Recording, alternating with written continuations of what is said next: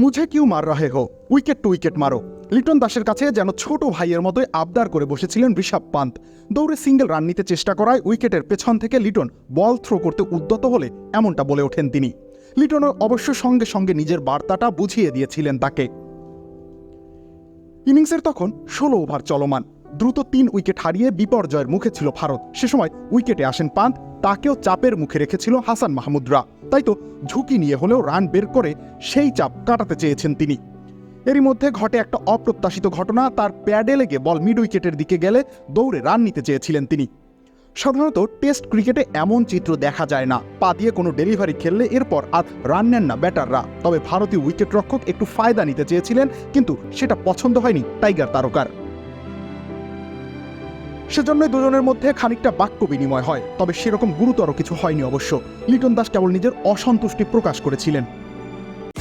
ছোটদের সাথে আনন্দের সুযোগ বড়রাও করে উপভোগ। Multi chips, super crunchy, super fun.